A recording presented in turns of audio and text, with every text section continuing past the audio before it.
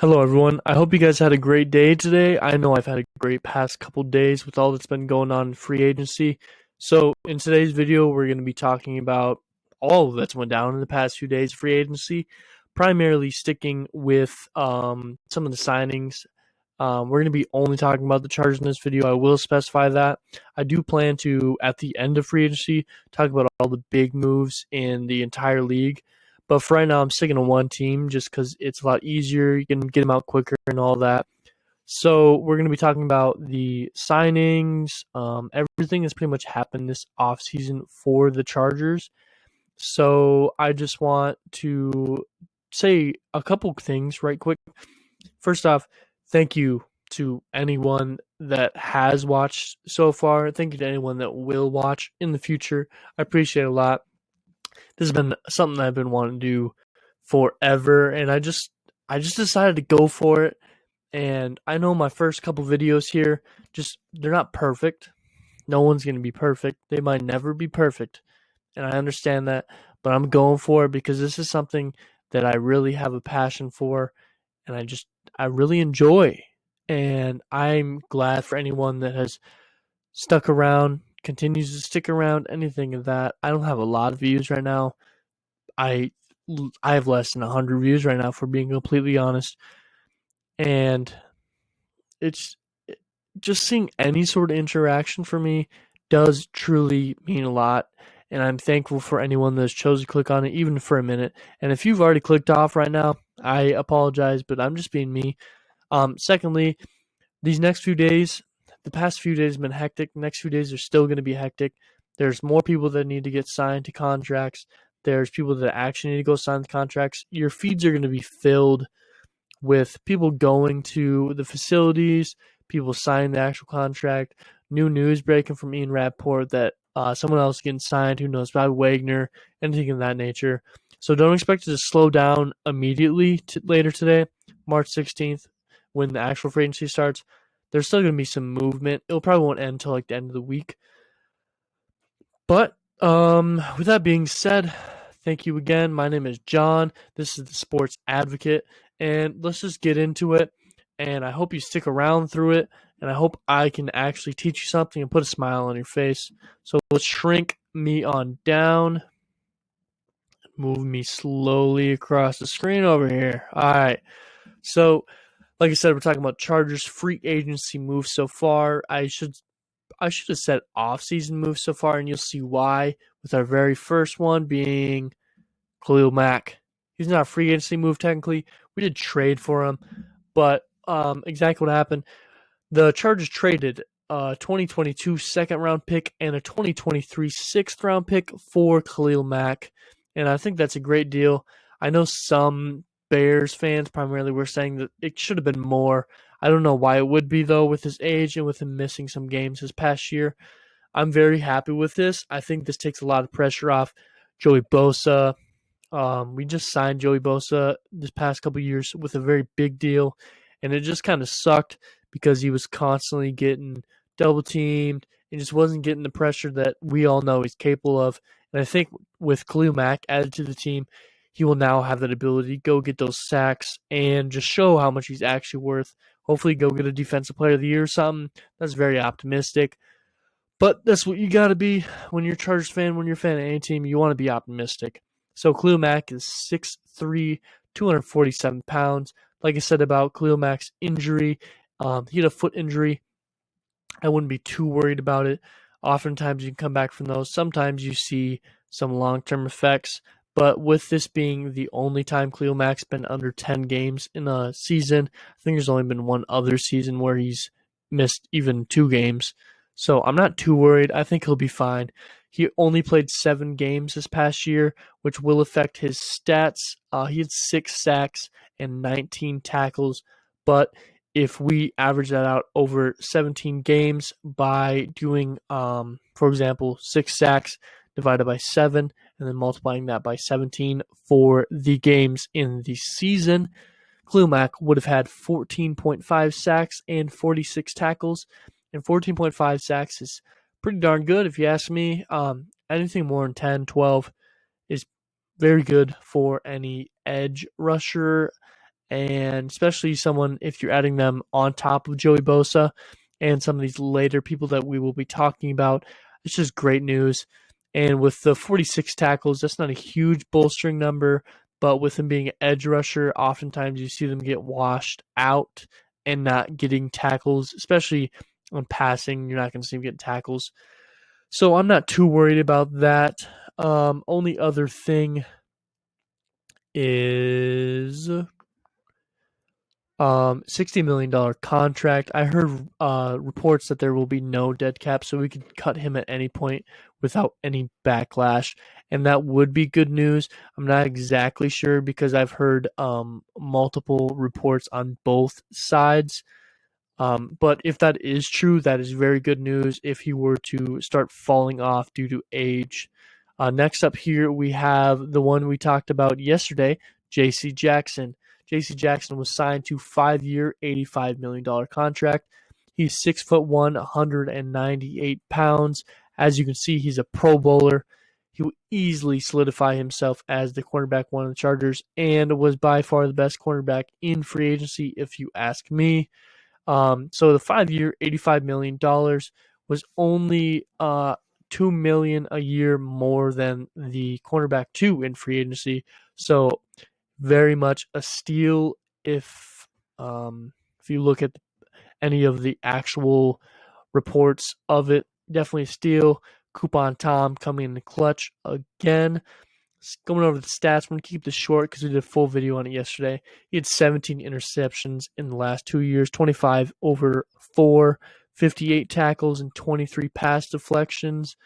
Very good stats from a cornerback by far, let alone anyone that you're adding to your team. You'd love to see that, especially on the interceptions and turnover rate.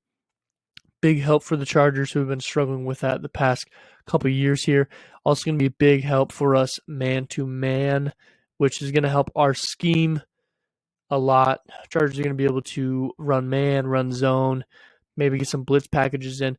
That's going to help a lot with the Chargers so that they're not getting so stuck in a rut where teams just know what they're going to do. Next up, Sebastian Joseph Day signed 3 years, $24 million, with $15 million being guaranteed. He is 6'4", 310 pounds, and he is 26 years old, which is just helping with keeping this defense and this team in general very young. J.C. Jackson was also 26. I don't remember if I added that. One thing, another injury, wouldn't be too worried about is a pec injury. Not very common, also very uncommon for it to reoccur. He did also only play 7 games, similar to Khalil Mack. So his statistics are going to take a hit. He had 3 sacks and 38 tackles. If we were to do the same thing we did with Khalil Mack, that would end up becoming 7 sacks and 92 tackles, which is a very good number, especially for a nose tackle / defensive tackle. And the 55 defensive stops we got down here is since 2020 and is the 15th best in the league. And that involves run stops and any like tackles for loss, sacks, things of that nature. And that's very good, especially, 15th in the league. You can't argue against that at all for 1 second. It's going to be a big, big help on our run defense, which was one of the worst in the league this past year. And the past few years, it was not very good either. I'm very happy to see him come to this team. And I'm also very happy with the next move we got here, which is Austin Johnson. Played for the Giants last year. Might be why you didn't hear of him a whole bunch. Signed him for 2 years, $14 million. He is 6'4", 314 pounds. He had 3.5 sacks and 72 tackles with 37 run stops. 37 run stops, very big number. Going to be a big help for us on that run defense. Our run defense got so much better at that tackles position outside of Jerry Tillery. But I think he still has room to improve with him being younger. Hopefully he does improve, especially with the pick that we used to get him. Another thing, he had 6 tackles for loss and 7 QB hits. So even though he had a lower sack rate, he was still getting the pressure on the quarterback forcing some incompletes thrown into the ground, things like that. So that's very good news. So both Austin Johnson and Sebastian Joseph today are going to help bolster by far this run defense. Going to get a lot better very quickly, I would presume, and that's very good news for the Chargers with them being one of the worst in the league and having a new cornerback in J.C. Jackson. It's going to give J.C. Jackson and everyone else back there, Derwin James, Asante Samuel Jr., opportunities to lock up their wide receiver, give Joey Bosa and Khalil Mack time to go get some sacks, or force some bad passes, which can then be picked off by our DBs. All great news. Hopefully this defense can turn it around. I don't see any reason why they couldn't with Staley at the lead. I mean, we saw how great he did with that offensive line last year. Looks like he's continuing that with the defense this year. Next up, we got our resigns. Not a lot of surprises in here. I think we all kind of saw these coming. So we'll go through them real quick. We got Dustin Hopkins, arguably our most consistent kicker we've had in a long time. Signed him for 3 years, $9 million, up to $12 million with incentives. And there's an out in 2023, which is good news in case he were to start falling off the wall a little bit, similar to the Money Badger, how he did. So hoping that he sticks through, continues doing good. I was very happy with how he was doing. There's always room for improvement with kickers. You're never going to hit 100%, but I'm very happy with how he did, and if he continues it, I'll continue being happy. Next up, we got Chase Daniels, backup quarterback for Justin Herbert, great veteran. Herbert and him are pretty close. Signed him for 1 year, $2.5 million. Price isn't bad. I know I'd love to go make $2.5 million a year to go sit behind Justin Herbert and watch the Chargers play. So I think he's probably living a good life, and I see no problem with this signing. Next three, we'll kind of lump these guys together. We got Jalen Guyton, Donald Parham, and Storm Norton. All were tendered. Just brought back for 1 year. Jalen Guyton, quick, very good deep threat, pretty good route running and hands. You can see him on the right side coming down with a great pass, going up, high pointing it. Love to see that. Donald Parham, which I think he could quickly come out being the tight end 1 as long as he comes back from his injury. I think we've all kind of seen flashes of him. Chicken Parm doing very good. So as long as he comes back from injury, I'm going to be very happy to see him return. Lastly, we got Storm Norton. I'm hoping that the plan was to bring him back for depth. I hope he doesn't plan to be a starter. Maybe he proves me wrong. Maybe he becomes very good. Would not be upset at all if he were to do that. But he was very inconsistent. Sometimes he'd hold people down, but oftentimes you would see the better edge rusher moved over to his side of the line, and he'd just get blown up over and over. Definitely saw that in the games against the Raiders and some of the games against like the Chiefs, things like that. I know Max Crosby was going crazy on him. So just hoping he's depth. He's a very good depth piece if you ask me, but as a starter, I'd be a little bit worried for Justin Herbert's health. Lastly, we got Mike Williams. I don't think anyone was surprised by this signing unless you were really hoping for Devontae. So I think this has been covered a million times. I think everyone knows what the contract was, but I'll cover it one more time. 3 years, $60 million, $40 million guaranteed. No problem with this. Again, Chargers making great moves this offseason. Mike Williams, one of the best in the league, 50-50 ball, big guy when you need it. He gets it. And I think he can quickly become our wide receiver 1 as Keenan ages. I think Keenan maybe moves to the slot, becomes that captain clutch for us when we really need him. Maybe we don't target as much. Mike Williams becomes that guy. And then our wide receiver 1 could be Jalen Guyton or Joshua Palmer.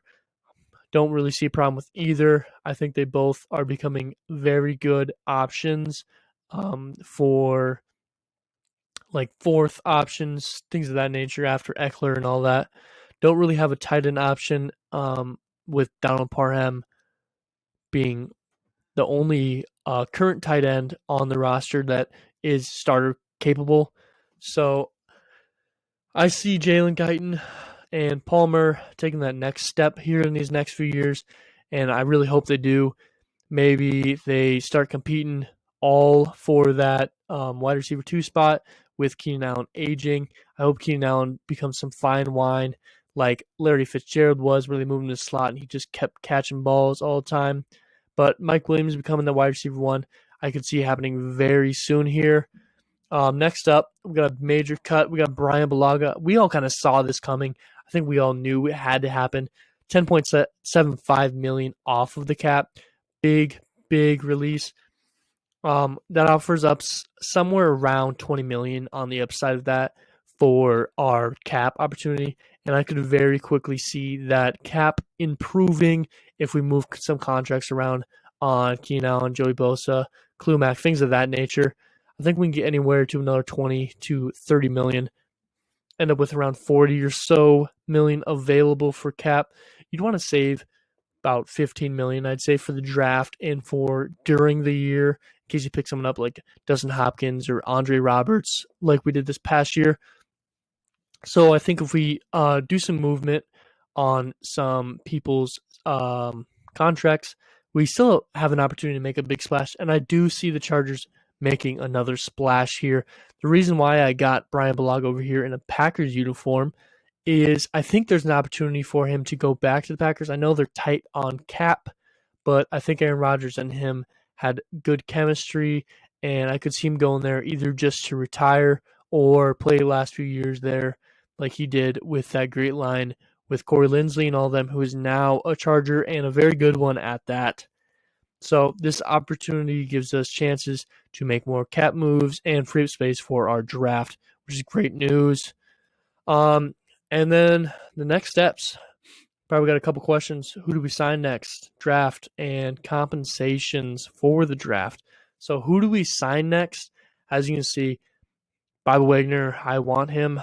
Don't know what he's asking for at this point, but he would be a big help on that defense. We've already made some big impacts. Why not go ahead and make another one? I think our biggest need right now is that right guard, right tackle for us, and then depth. But at right guard and right tackle, I don't know. It seems to be slimming. I saw right before this Morgan Moses got signed. 3 years, $50 million to the Ravens. I think we still need to re-sign Oday Abushi. Whether he's going to be depth or starter, I see no problem with either. We got a couple other options, though. Dennis Kelly, he's still there. Jermaine Ofetti. There's still plenty of options. I just think if we don't go make a move soon, we're going to end up having to go to the draft. And I don't know if I like that being up in the air. Just you never know what's going to happen in the draft. A couple other people to look out for the Chargers to possibly sign. Obviously, Bobby Wagner. Maybe they go make a run at Honey Badger. Don't know how he's going to be asking a lot. I do believe, and I don't know if the Chargers have that much. And I do like Nasir Adderley out there at full safety. A couple other options. Miles Jack got released by the Jaguars. I think he's a similar option to Bobby Wagner. Cordell Patterson and Sony Michel. Good running back too. I'm a big fan of Cordell Patterson. I think he'd be used a lot as a wide back like Deebo Samuels. I'd love to see him come to the team. I don't know if he can. I think he's probably aiming for about $6 million a year. And the Chargers do have cap space for that. I don't know if they'd be willing to take a dive on an RB2 for that price, though, at this point. Draft. Might be wondering what I think we should do, what we might do. So what I think the plan is for the draft is I think they're trying to set themselves up for position to draft best available. And I think they've done a good job at that. Kind of kept their way out of forcibly having to take people. The biggest thing right now is if the Chargers don't get a right guard, right tackle, they might have to try and get one in the first round or so. Don't know if I like that just because how much the board shakes up some of these years. They could also go for, I don't see them getting a D tackle, but maybe they go get a wide receiver. Not really sure how it may work out. I think they're just going for best available, and I see no problem with that.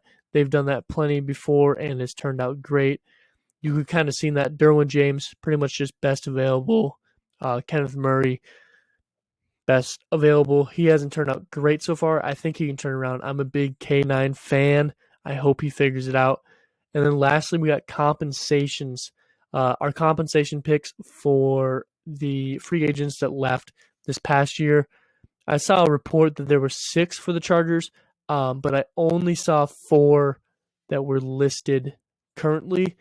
So there's a round 6, pick 214, round 7, pick 254, round 7, 255, and round 7, 260. We got 4 extra picks. I think that brings us to 11. Very good news. I already saw a lot of people, Chargers fans,